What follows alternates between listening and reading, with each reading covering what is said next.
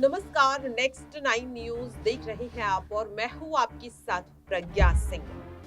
आम आदमी पार्टी क्या लोकसभा चुनाव से पहले पूरी तरह से खत्म हो जाएगी, क्योंकि शराब घोटाले से जुड़ा ये पूरा मामला जिसमें अब अरविंद केजरीवाल भी फंसते हुए नजर आ रहे हैं। 8 समन ईडी द्वारा अरविंद केजरीवाल को भेजे जा चुके हैं।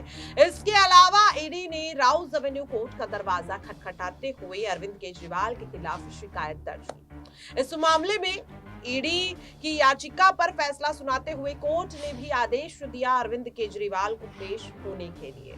ऐसे में सवाल बनता हुआ नजर आ रहा है कि क्या मनीष सिसोदिया, संजय सिंह के बाद अब अगला नंबर अरविंद केजरीवाल का है जेल जाने का, क्योंकि बार बार आम आदमी पार्टी उनकी ईमानदारी को लेकर तरह तरह के दावे तो कर रही है, लेकिन सबूतों की जब बात आती है तो आम आदमी पार्टी कोई सबूत नहीं दे पाती। हालांकि सबूत ईडी भी नहीं दे पा रही है।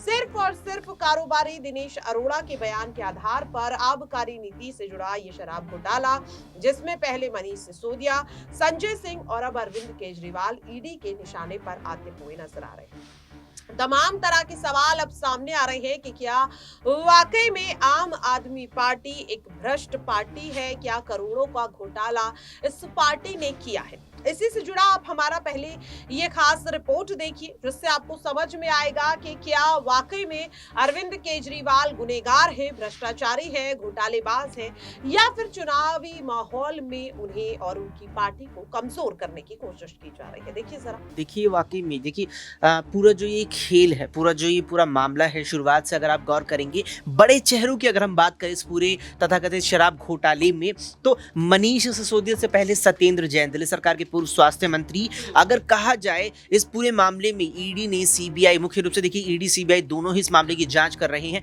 ऐसे में जिस तरीके से ये दोनों ही केंद्रीय जांच एजेंसी मामले की जांच कर रही है और तमाम लोगों की गिरफ्तारी, उसमें सबसे पहले जो सबसे बड़ा नाम था, बड़े नामों में सबसे पहले शुमार है सत्येंद्र जैन। उसके बाद उप मुख्यमंत्री रहे मनीष सिसोदिया की गिरफ्तारी। आप गौर करेंगे तो मनीष सिसोदिया की गिरफ्तारी को 1 साल से अब ऊपर वक्त हो चुका है। 26 फरवरी को सीबीआई ने उनकी गिरफ्तारी की थी और करीबन यही वो वक्त था, 8 से 10 मार्च के तकरीबन 2023 में सीबीआई ने जो गिरफ्तारी मनीष सिसोदिया की थी उसको यहां पर ट्रांसफर कर दिया गया था, उसकी कस्टडी ईडी को सौंप दी गई थी। यानी कि अब ईडी की हिरासत में मनीष सिसोदिया है और लगातार ही उनकी सुनवाई चलती चली जा रही है। फिर बड़ा झटका पार्टी को लगा 4 अक्टूबर को, जब संजय सिंह गिरफ्तार होते हैं। उनकी आवाज से ही ईडी ने गिरफ्तार कर दिया। अब यही पूरा मामला देखिए, तकरीबन नवंबर महीने में सुनवाई जब मनीष सिसोदिया की सुप्रीम कोर्ट में हुई, सर्वोच्च न्यायालय में, उस दौरान सर्वोच्च न्यायालय ने इस पूरे मामले को लेकर सवाल भी उठाए थे। कई मर्तबा सुनवाई के दौरान ईडी की पूरी जो जांच प्रक्रिया रही है उस पर सवाल उठ चुके हैं खुद यहाँ पर न्यायालयों के द्वारा, चाहे दिल्ली की राउज एवेन्यू कोर्ट हो, चाहे यहाँ पर सर्वोच्च न्यायालय। और मनीष सिसोदिया को लेकर के न्यायालय ये भी कोर्ट कर चुका है कि आप 3 से 4 महीने का वक्त और लीजिए, समय यहाँ पर दिया जाता है जांच एजेंसी को। अगर 3 से 4 महीने के बाद, यानी कि अब वो 3 से 4 महीने पूरे होने को आए,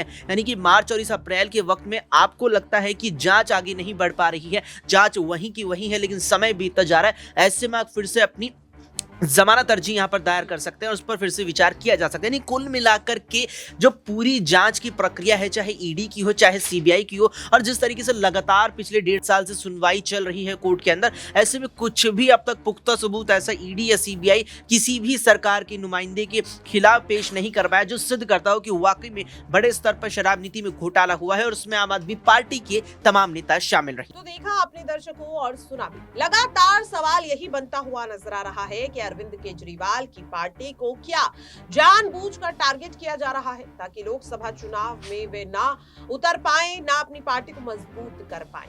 सिर्फ दिल्ली ही नहीं बल्कि देश के और भी कई राज्यों में ईडी की कार्रवाई लगातार देखने के लिए मिल रही है और विपक्ष का बार बार कहना है कि केंद्र में बैठी भाजपा अब विपक्ष की एकजुटता से घबरा रही है और इसीलिए जांच एजेंसियों को कठपुतली की तरह नचाकर विपक्ष को तोड़ा जा रहा है। क्या है आपकी राय इस पूरे रिपोर्ट को लेकर? आप कमेंट बॉक्स में शेयर कर सकते हैं। फिलहाल के लिए मुझे दीजिए इजाजत। नमस्कार।